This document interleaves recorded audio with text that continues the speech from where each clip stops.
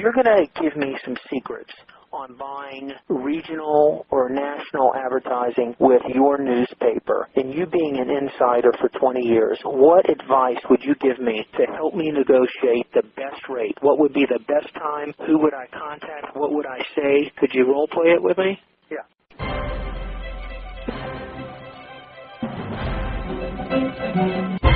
This is Michael Senoff with HardToFindSeminars.com. There's a short 25-minute recording on some tips so you could obtain better advertising rates for your clients within newspapers. Whether it's for national advertising, regional advertising, or local advertising, these tips that will help you secure better rates for your clients or for yourself. This recording is only 25 minutes, and enjoy. I've been in the newspaper industry for 20 years. When I left the industry, I was the vice president of circulation.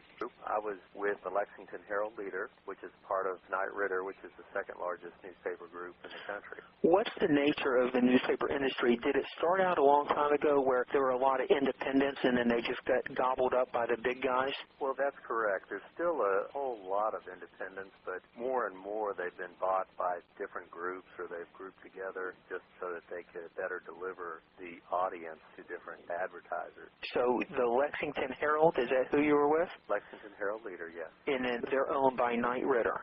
By Knight Ridder. And they're the second largest newspaper group in the world? In the country. I'm not sure. Some of the worldwide circulation of the different publications are quite large. We had groups from Japan and other countries come through and visit while I was there. How many papers does Knight Ridder control? I think the total number is somewhere around 40.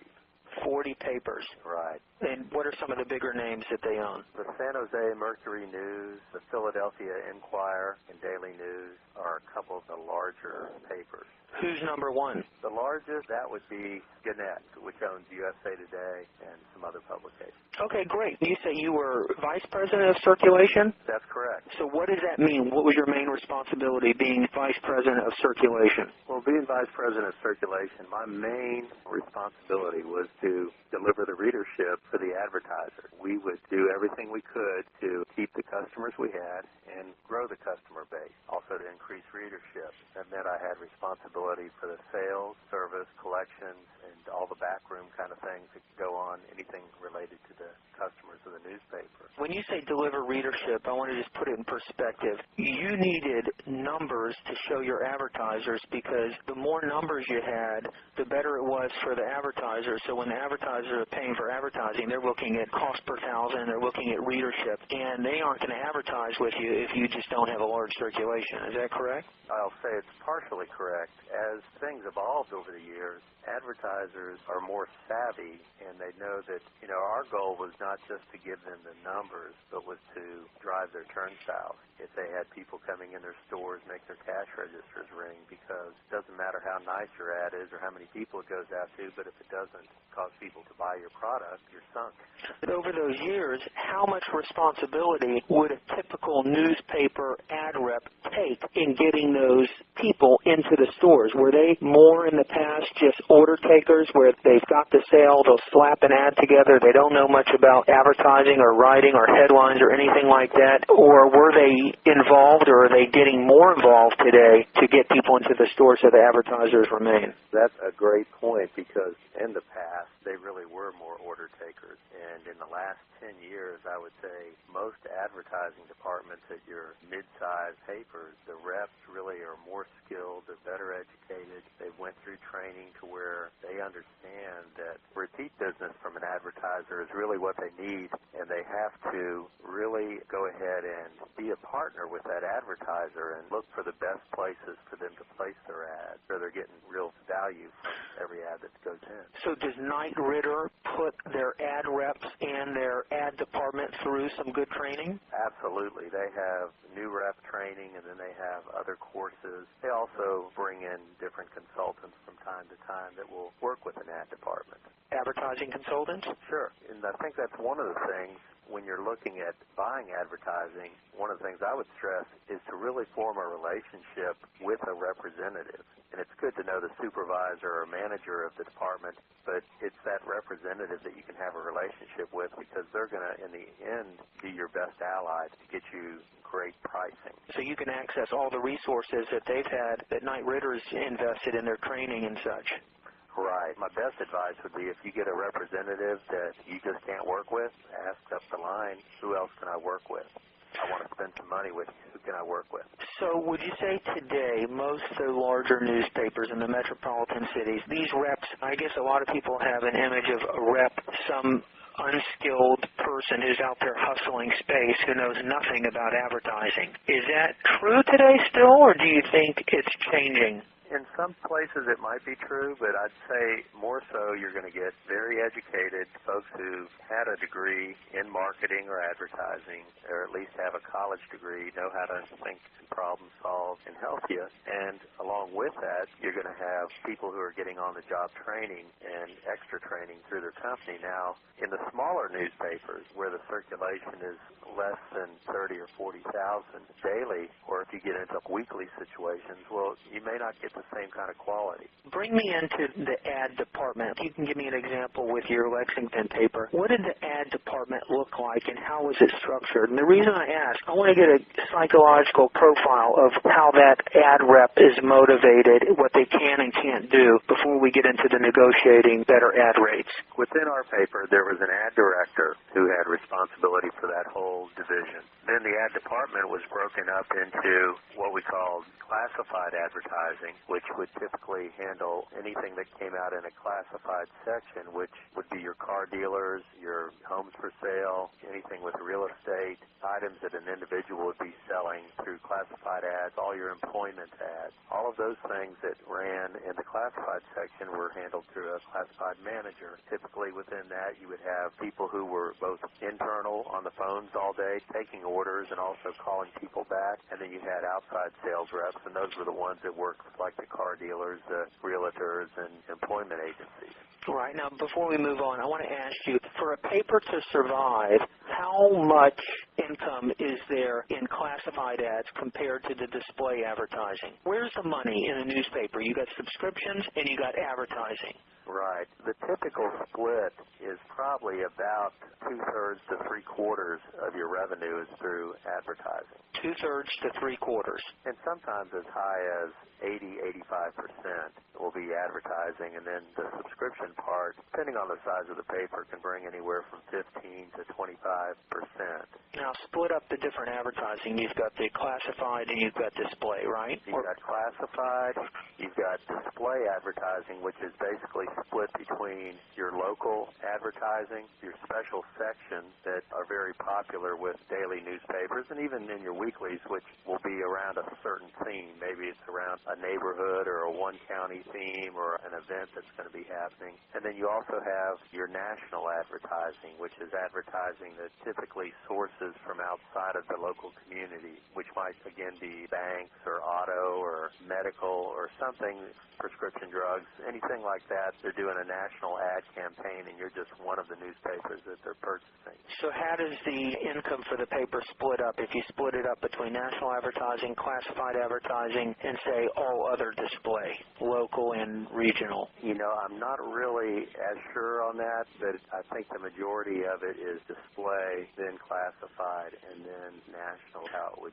set. Is there an account rep who handles only the national advertising? Right. Typically, your national, depending on the size of the paper, could be a part-time job for one person, or like at our paper, if there was one person plus a manager that could get involved with that. Within the display side, you've typically got, depending again on the size of your town, but for us, we had a display manager who actually had a couple supervisors who managed anywhere from 8 to 12 sales reps. And then there were some support staff, artists, and different folks who would work with these folks on the ads, but every rep had a territory. And so their territory was either geographically based or it was categorically based. And so they might have all the physicians, or they might have all the physicians for half of the town, or they might have 2 different zip codes, or they might have some boundaries that were redrawn inside or outside of a certain geographic area. What's the typical lifespan of an ad rep? Do they churn them and burn them?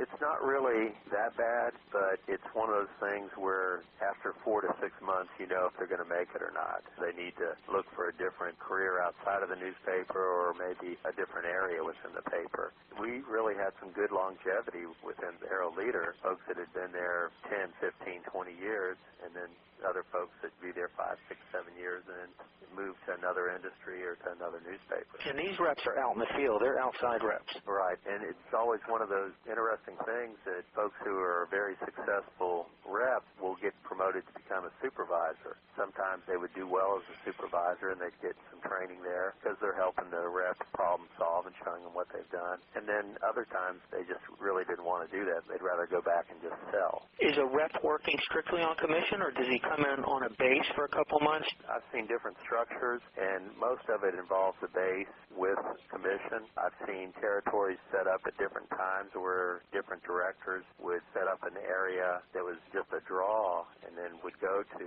strictly commission, with it being set up to where that would be basically how they'd be justifying the addition of new people, that this is all going to be new money that comes in. Do they have quotas to meet every month? Exactly. There's always a budget that they need to hit, and that's one of the important things to know when you're buying advertising is what time of month it is.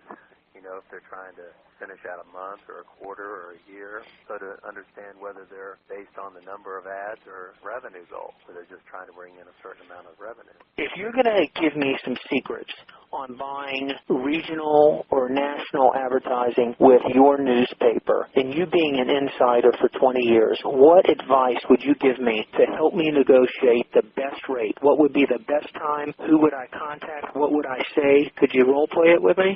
Yeah.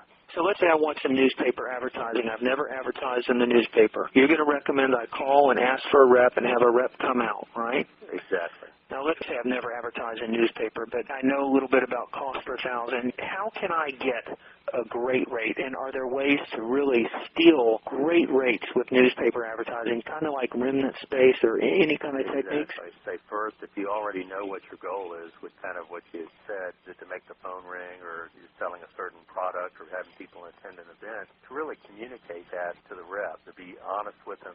Here's what I'm trying to get. Here's what I'm trying to do. I want to achieve this goal. And then I would say to brainstorm with them what kind of things they recommend. That gets them involved and actually will get them to be able to go beyond, here's what I'm allowed to do. They'll start to think of creative ways to help you. A couple of things, you'd mentioned remnant advertising. That's one of the little-known facts, or maybe it's misunderstood, that you can go in and if you don't have an exact day that something has to run, if you have some flexibility, they may be running a sale, whether it's each month or every other month or just once a quarter on full-page advertising that you might get for an eighth of a page price. And your rep is going to know all about that. They would know that, or they would know when it would happen. And if you're able to say, boy, I'd really love to have a way to run a full-page ad twice a month, and if it ran in the front section, but, you know, Joe, the only thing is I only have this much money to spend, then at least they're on notice about that. And then when that happens, you're going to be one of the people they call and say, hey, we have a full-price sale. Would you like to go ahead and place your ads? Or you can say, I'd like to run on a standby process. It's kind of like the airlines when they have seats or hotels. Sometimes with this Priceline.com and stuff, they're willing to let some rooms go at less than what the regular rate is. At least they're making some money. That's the way it can be with newspaper advertising is if you run on a standby process, rather than turning that over to Newshole, they may go ahead and let that go at a much less rate. Let's talk about scarcity. Let's say a newspaper claims that they're almost booked up and that we only have so much space available. Is that true with a lot of newspapers, or can they always print more pages and put more editorial in the newspaper, or are they limited to a number of pages? Some days they really are limited, and most newspapers of any size run a preprint section each day too, which means that'll print a day or 2 days ahead of the regular news section, so they have to know what size that section's going to be. Every day there's a newsroom budget meeting between advertising and the newsroom to say, here's how many pages we're going to run. If extra ads came in, you either have to go up 2 pages or 4 pages with your newspaper, so if they only had 1 page of advertising, that would be a huge increase in the newsroom budget. They may not want to do that. Are there a lot of people out there who are asking for remnant or standby space? Are people savvy to that, or is it pretty much a secret? I think there's people that are probably asking for it. It's probably more through ad agencies and some other folks, and a lot of times that's the way somebody's going to get that. But then again, you're probably not saving as much, but if you just don't have the time to deal with newspapers, then you probably would be best using a good ad agency. So it is negotiable in forming a relationship with an ad rep you like, letting them know your needs. They know what's going on. They know what's going on sale, and they're going to keep you informed if they're a motivated, hungry rep. Exactly. And again, it's good just to be honest with them about what your budget is and also what you're looking for. I would say the other thing is to try to establish a relationship with somebody within the marketing department of the newspaper. Why is that? That's a little bit different than the advertising. For example, one of the things that we run every day within the paper was called the Deal of the Day. A lot of papers have went to that, which is a coupon for a product that's absolutely free or at a huge discount, like a buy one, get one free in the paper each day. So it kind of offsets the cost of the newspaper because you're always going to get a free soft drink or a free dry cleaning or a free book, you name the product. The thing that a marketing department, which usually has control of that space, they can help you out with that, but if they don't have something like that, you could go in and propose and say, hey, every Tuesday we're going to run an ad that would give away a free whatever, and all we ask is that you anchor that space or you put that in there, and we'll tell you what the results are. We've had advertisers who've done that are local that have had thousands of coupons redeemed in a 3-day period. So the lesson is, if you're advertising in the paper, get in touch with the marketing department, tell them you're advertising and you want some additional help since you're a loyal customer. You're advertising in their paper. And not just that, Mike, maybe before your advertising is to say, hey, what I'd like to do is try this, and this will be a value for your readers, and it'll be something I'd be willing to give you a testimonial later to say, hey, this deal really worked for us. You know what the cost of that advertising has been? None. 0. So that's your best deal. Now, what about when the ad rep says, Mr. Senoff, you want to run your ad 6 to 12 times because the more you're in the paper, the more people get to know about you and the more response you're going to get. Sometimes it takes a couple months. Is that a bunch of BS, or is that just so they want to sell multiple insertions? If you're really trying to build image or name recognition, that's probably a true statement. But if you're trying to get people to buy a product or come into your store, you just need to do a good ad and figure out the best time to do it. Is that a negotiating point when they give you a 12-time rate or a 10-time rate or a 5-time rate and they give you a 1-time rate on a trial? It's just negotiating. You want the 12-time rate, but you only want to do it 1 time. Absolutely. I think coming in as a new advertiser, you especially have that leeway because that rep, it's very easy for them to go to their supervisor or the manager and say, hey, I could see where this could become a bigger account for us if we'll just give them that rate. And will the rep have to get that approved through a supervisor? At least at your paper, did they have some leeway to make those decisions, or did they always have to go back to the manager? I would say they had some leeway, but probably for the deeper discounts, they always had to get approval because human nature would be, especially if they're on a volume goal rather than a revenue goal, and they just be trying to get as many ads as they could, and they might give it away too much. Any other secrets that you could tell me as far as inside advertising with the newspaper industry? Well, the other thing I would just add to in knowing the folks in the marketing department is to look at what can you do in sponsoring an event or a section to where your name might get splashed more within the paper and give you greater bang for your buck, but again, it's not at the advertising rate, it's more a marketing rate, which still may have some cost to it, but if you're in the type of business where you're going to be giving away a trip or you're going to be giving away a publication or any number of products, or you're at some kind of fair or festival, or there's some kind of charity event, just again hooking up with that and saying, what if we did this? And it becomes kind of a bartering type situation. Again, just like with most companies, they have different budgets, some for marketing, some for advertising. Within the newspaper, there's usually a marketing department work hand in hand with the circulation folks and then the advertising. How about barter? How much trade does newspapers do? It really depends, and to tell you the truth, that has switched so much over the years, and it depends on the group, but most of the times when you see a newspaper has become a major sponsor of an event, some kind of public policy change or something that they're getting involved in, usually it is a situation where if the newspaper has donated $100,000, it's all been in kind type of advertising. It's usually very few dollars that actually go into it. So when you say it's switched, is there less of it or more of it now? Over the years, I saw it would bounce back and forth, but it tended to be tighter and tighter. It was becoming less and less, but it's still almost 98% of what they do as far as in giving. Because you are negotiating that, that's good to keep in mind, is that there's extra charges a lot of times that are added within ad rates for being on the Internet. So if that's important to you, then it could be a good deal, or if it's not, just tell them not to put you on the Internet. It's usually a hidden clause there. Also, getting color advertising, spot color or full color, that can be a negotiated item where you might say, I'd like to run, but I'd like to run at the black and white rate. And if you can make it happen with color, I'm going to be a lot happier. And again, it goes back to that relationship. The other thing that's totally free advertising, and it's actually pretty well-read type things, is to look at calendar listings that most publications do, to where they're looking for if you're having an event or if you've had a change within your company. We have a local computer club here within Lexington, and I swear they get every type of calendar that the newspaper ever puts out. Who do you contact for that? If people will look through the newspaper, take a whole week's worth or a couple weeks' worth of newspapers and look at each different day, every page, that calendar will always have an email contact within the newsroom or the marketing department, usually the newsroom, and they'll have an email or a phone number contact. And you just email them and say, I have an event, and they'll list you in there. Right, and I would say it goes back to the same thing, and that's what I suggest to my clients, is get to know that person who does that. Don't just email them, but call them at some point and just talk to them and say, I really appreciate it when they've ran something, say it really helps me out, and is there a better way that I can send stuff? Do you want it in email? Do you want hard copy? In your consulting practice, do you help people negotiate advertising rates? Is that one of your services? I will suggest different things. I'm not an ad agency, so I don't have any special rates with the paper, but I'll hold their hand as they do it.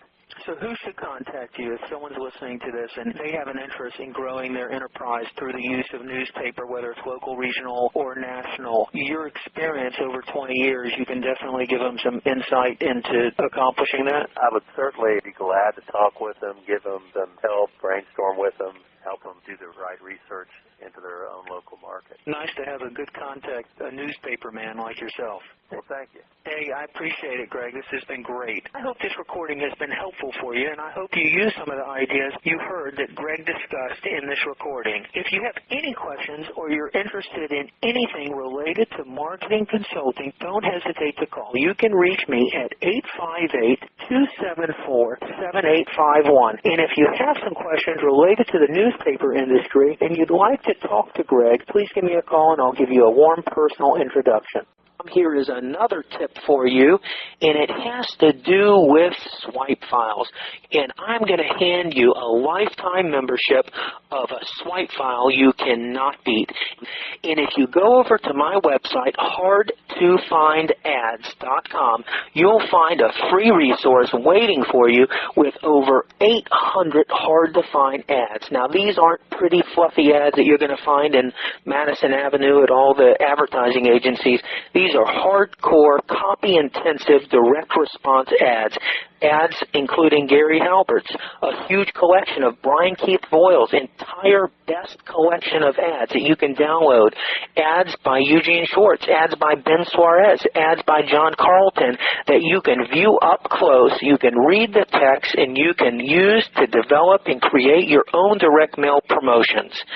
So get on over to hardtofindads.com. That's hardtofindads.com. You'll be glad you